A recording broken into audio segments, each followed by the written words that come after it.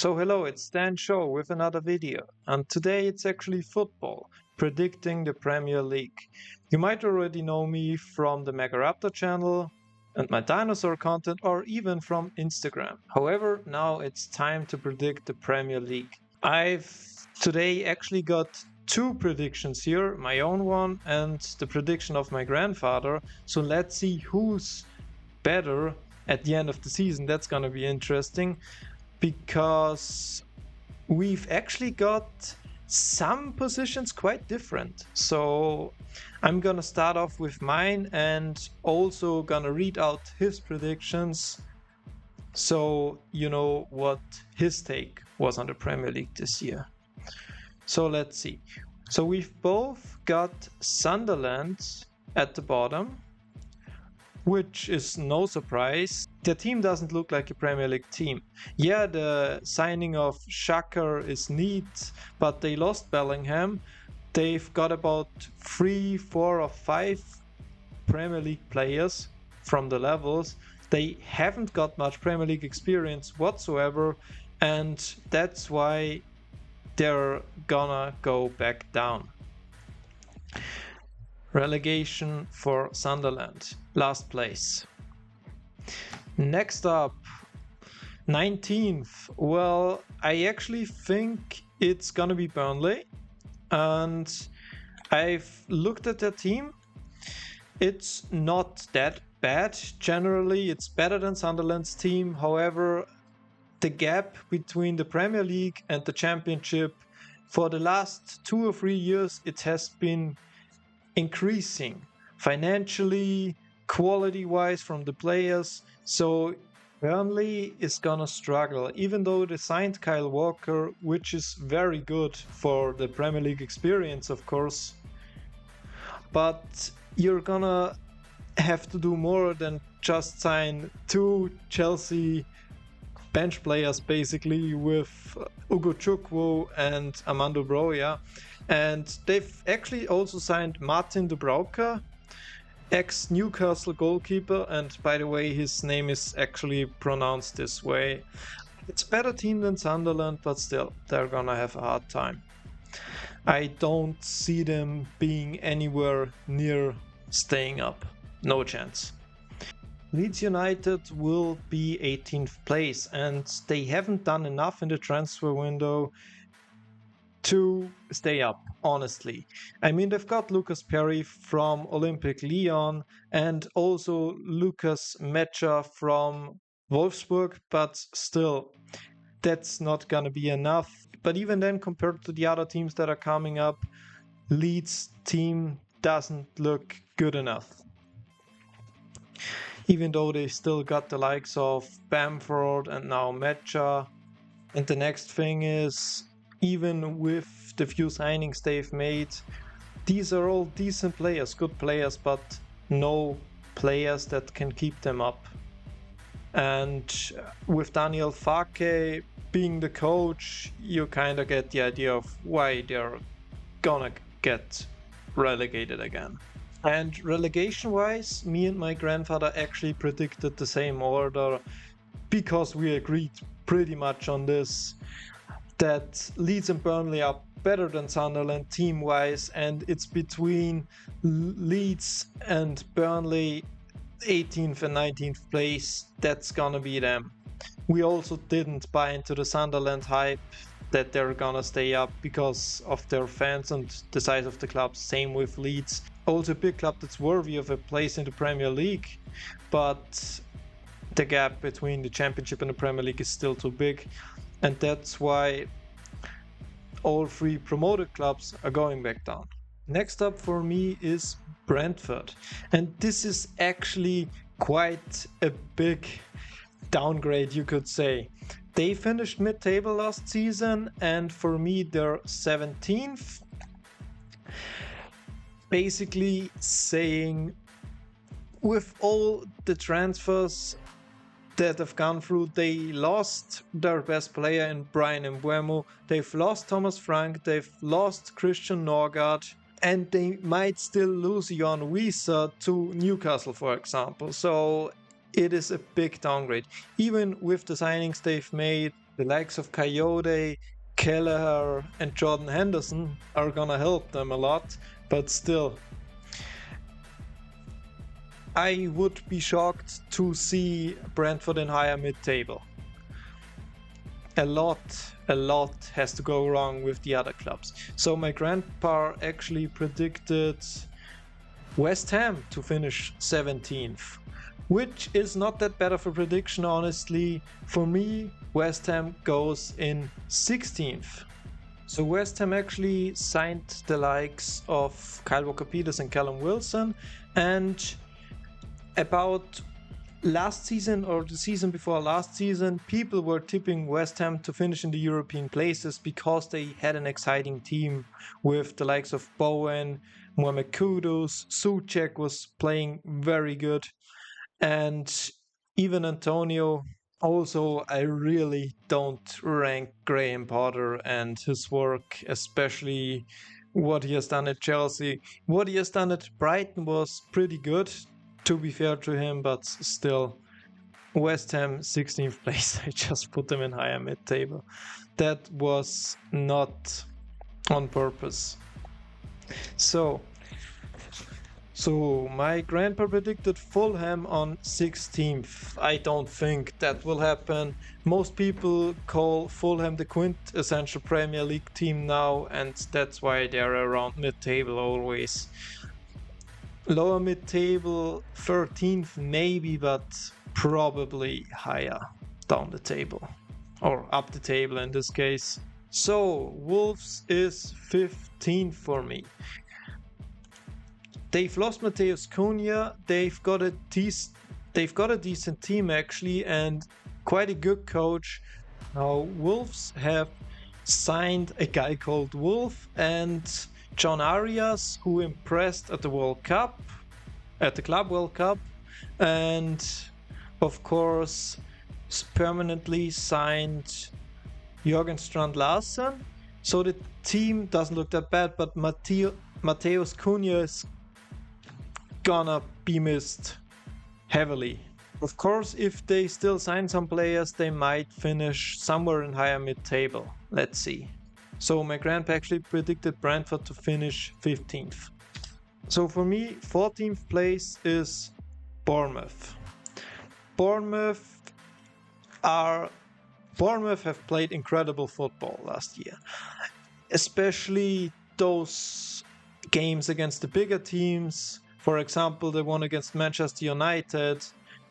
United were completely killed by Bournemouth's quick attacking, one touch playing. Basically, it was absolutely crazy. So Bournemouth have lost basically their entire back line. 4 players have gone to massive European clubs, which is Kepa, then we got Sabani who's gone, Huijsen obviously to Real Madrid, my team, and Kerkez to Liverpool, which is a big problem. Losing basically almost your entire back line, it's gonna cost them. Well, they've signed Truffert and Diakite from Ligue 1, 2 decent players probably, let's see, I haven't seen them that much yet, and Petrovic, who Chelsea fans are saying would have been the best goalkeeper if they kept him, so that is not a bad signing. However, the outgoings, the players they've lost say enough, and Bournemouth is gonna go towards the top of lower mid-table on 14th place. So my grandpa actually predicted Everton to finish 14th. They will be up higher. The other football content creators actually convinced me that Everton must finish higher because of David Moyes. So 13th is Fulham for me. The quintessential Premier League team, but they haven't done much really this transfer window, so the team is about the same. They've only signed Benjamin Lecomte from Montpellier, and that's it. That's a backup goalkeeper, and that's everything they've got.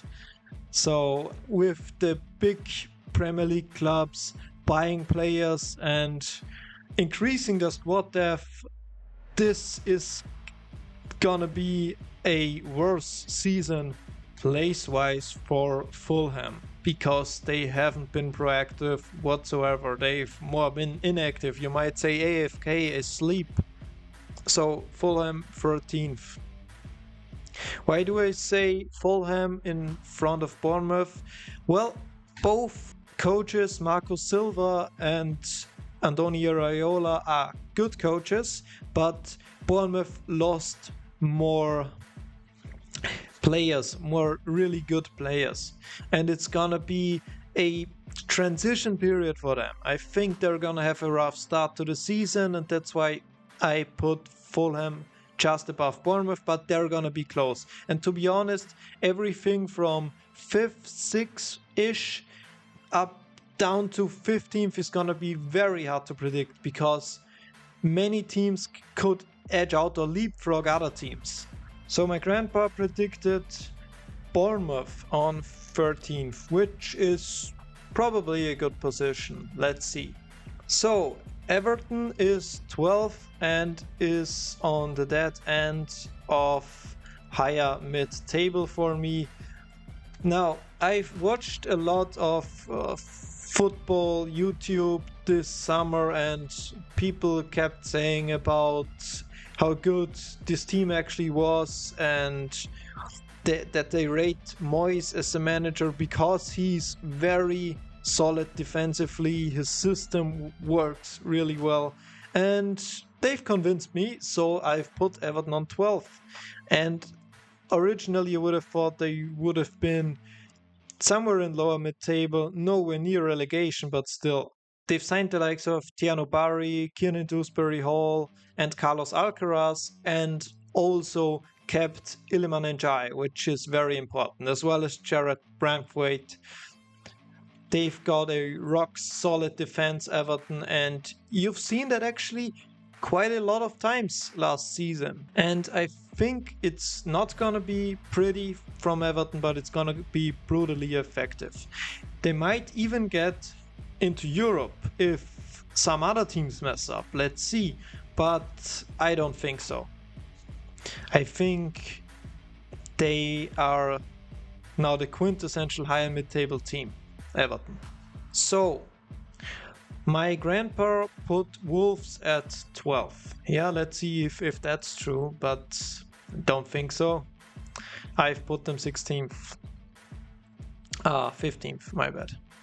Next up is Crystal Palace for me. So yeah, where to start with Crystal Palace? They've got a great team, really. You got the likes of Mark Guehi, then Mitchell and Munoz at the back.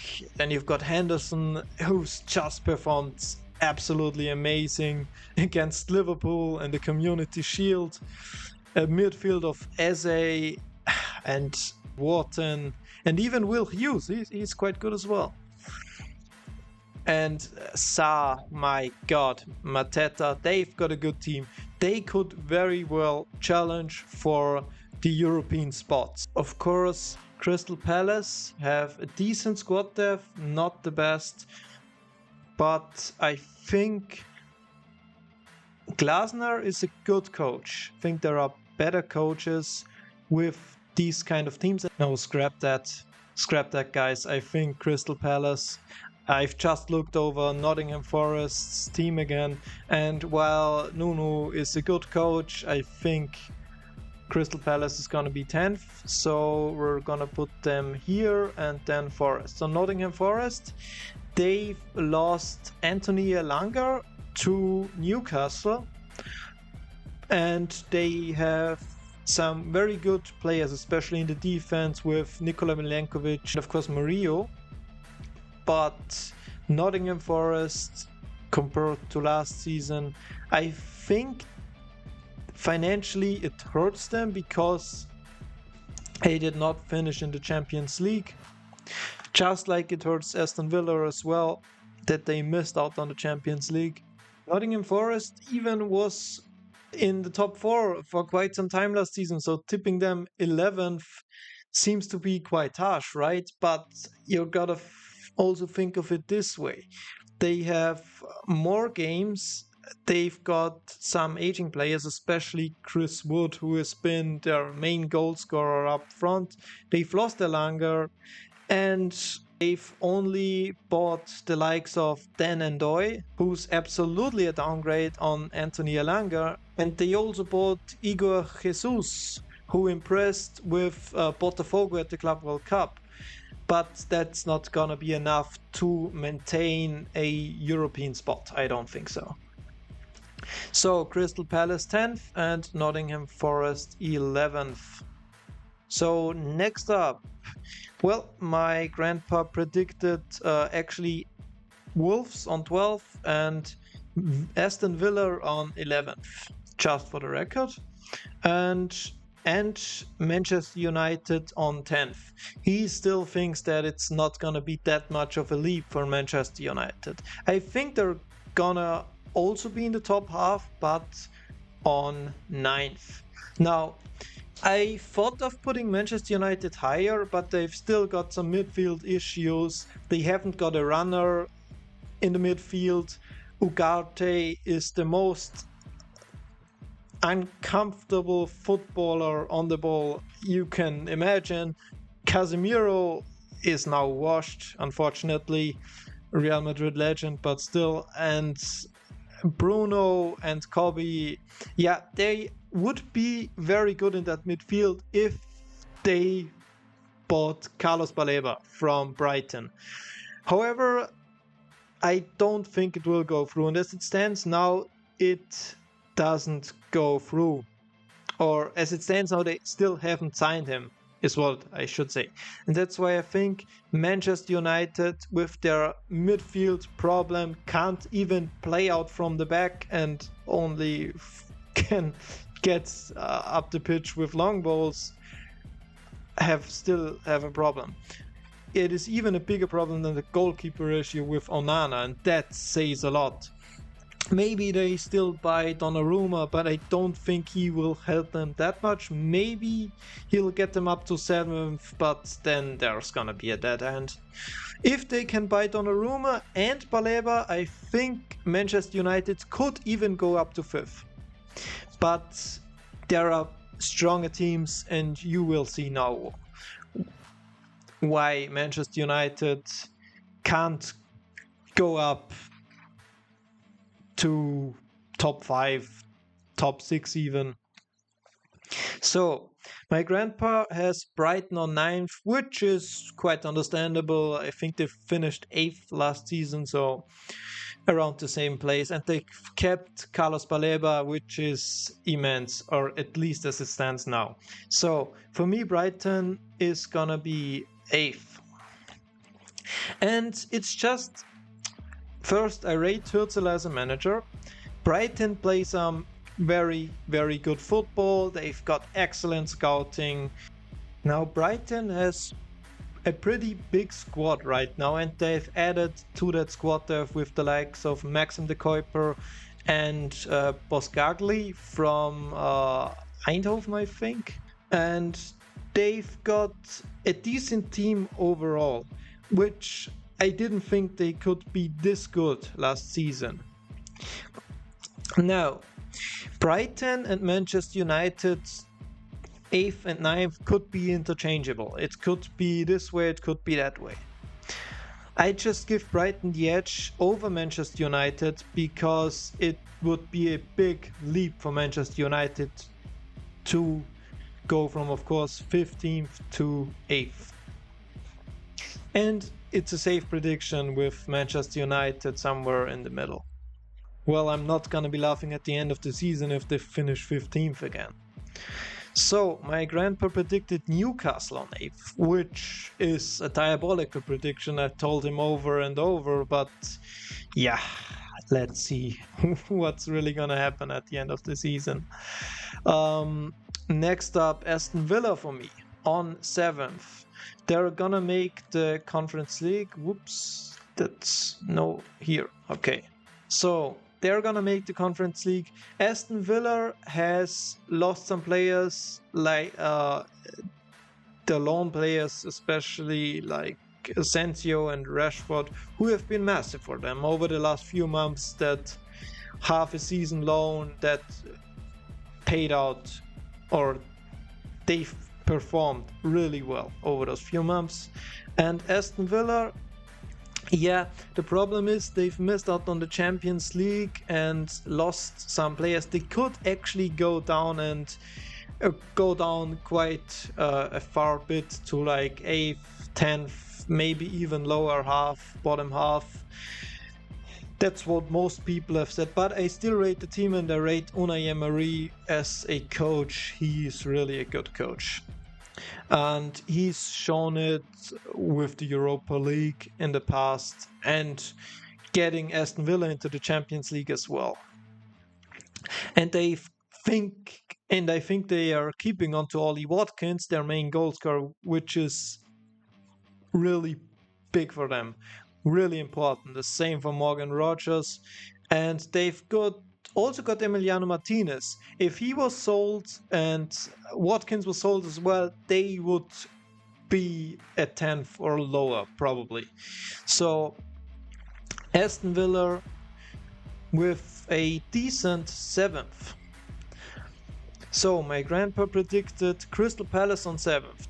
This could happen, especially if they keep all their players until the end of the transfer window and don't lose any major players in the winter transfer window. Then this could happen, but I don't yet see it.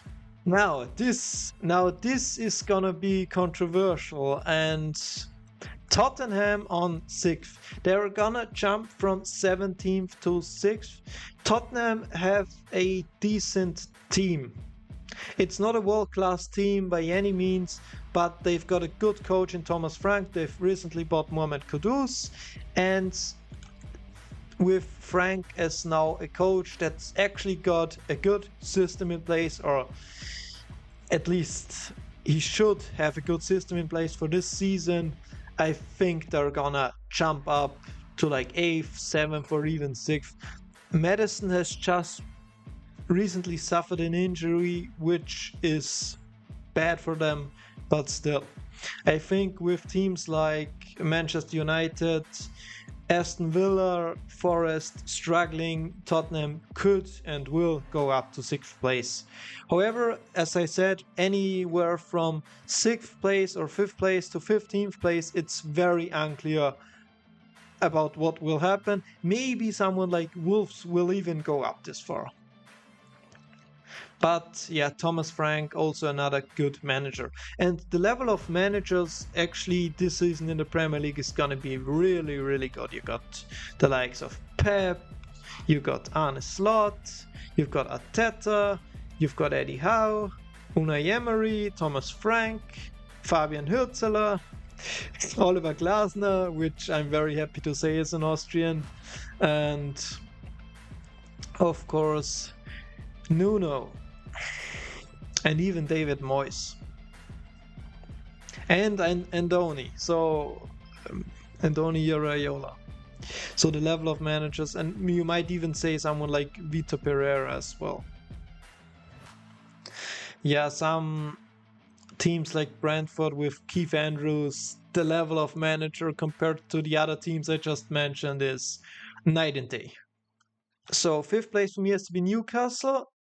If they buy a decent replacement for Isak, because as it seems like he's not gonna play for Newcastle anymore and he's on strike. With Isak, they could finish even higher, but if they got a decent striker, someone like Openda maybe, didn't have the best season, but I think in an environment like Newcastle, which is currently way better than Leipzig, he could perform better.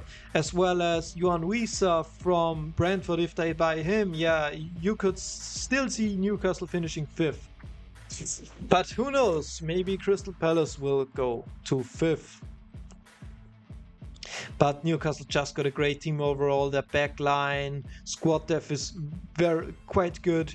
Their backline is absolutely insane with the likes of Lewis Hall, Botman, Livramento, and Byrne. And now they've recently bought another goalkeeper, Ramsdale, and alongside Pope.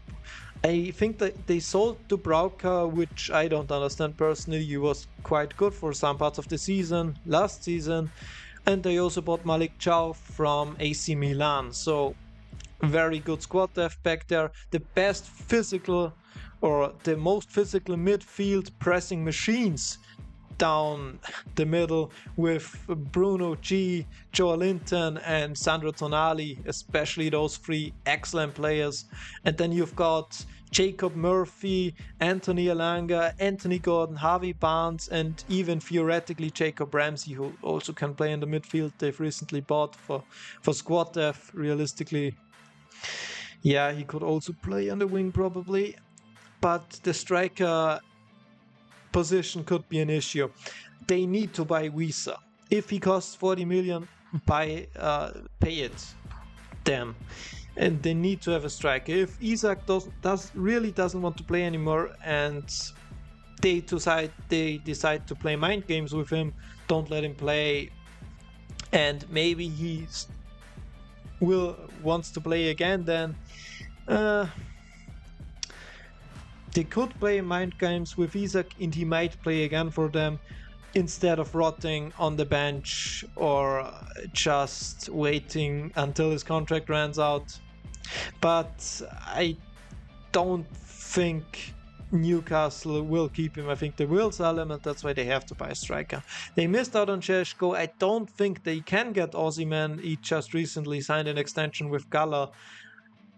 And yeah, it's now a good striker who's available is rare, you could say. Well, Wiese is a good striker, but not a world-class one, or one with world-class potential, as he's already, I think, 30 years old. So, my grandpa actually predicted Nottingham Forest on 5th, and he liked them quite a lot last season. I can tell you, especially the work rate. The games we've watched Nottingham Forest together were really good at times. But they got, yeah, and like the last, what was it, 10, 15, or the last few months, they got outplayed technically by technically better teams like Aston Villa, Newcastle, and so on, and then dropped down. I don't think Forest can keep up with the top 5 this season. I don't see it. Also, I think I've heard that 5th is actually not yet fully confirmed, guys, to be a UCL spot. Let me know down in the comments. I would be very interested in that. So next up is my 4th place, and I think it's gonna be Chelsea, and that's the easiest one probably out of the 4. Chelsea made a comeback last season with a 4th place finish, and I think they'll do it again. They have a good team, excellent squad depth, probably the best squad depth in the entire league with 30 plus players. They've recently signed Joao Pedro, who is excellent. Cole Palmer seems to be doing fine just as well.